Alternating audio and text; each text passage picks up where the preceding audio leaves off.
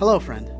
Welcome to the Daily Anchor, a short time set aside for encouragement in your day. We're so glad you've joined us. Hello, I hope you're doing well today. Pastor Randall here, and just want to share just briefly today with regard to who our enemy is. Who is the enemy that we face that are advocates of evil, of bigotry, of racism? Who's the enemy? We can put faces and names. Historically, it's very clear who has been advocates of such oppression.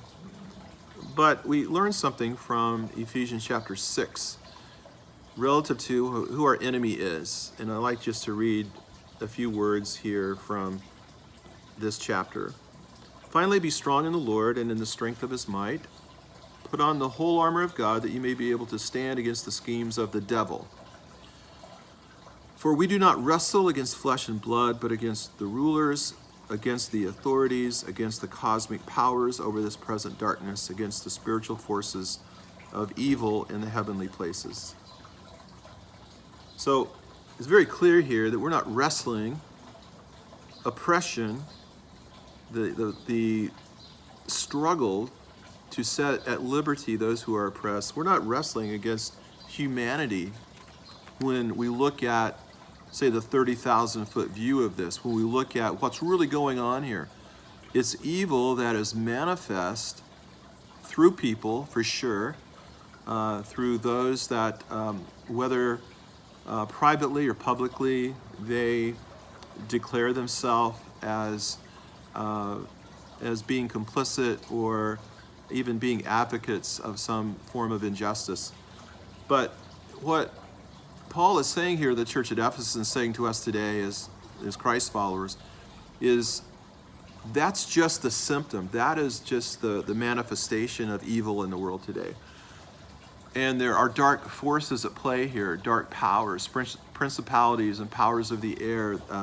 The devil, as you don't hear much talk of the devil today, of Satan, but there is evil forces at play here in the world.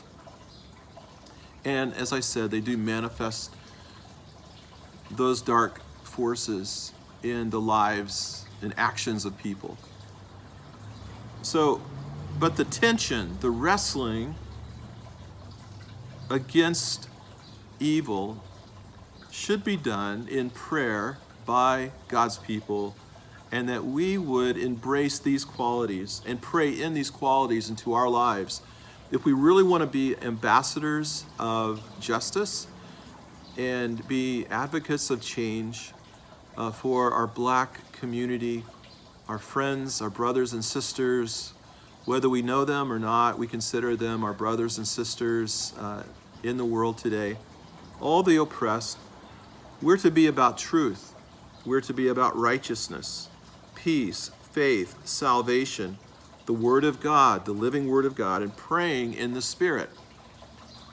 All of that has to do with putting on the full armor of God. And time doesn't permit me to really take a deep dive here. But just two thoughts relative to this. And they're really in summary. First of all, let's have our eyes wide open spiritually at the forces at play here are the cosmic forces of evil that have been a part of humanity since Adam and Eve. They're at play here. Second, that's who our enemy is. Second, that we would put on these attributes as followers of Christ, that we would put on the belt of truth, the breastplate of righteousness, the gospel of peace, to walk in peace, to take up the shield of faith, the helmet of salvation, the sword of the Spirit, which is the Word of God, timeless principles in the Word of God that are for all people, and then praying in the Spirit with earnestness. So let's be sure as we pray to pray against the dark forces of the world. That's where the battle spiritually lies. And let's put on the whole armor of God that we would stand firm in our cause for Christ. May God bless you today. Thanks for joining. We hope to see you again tomorrow.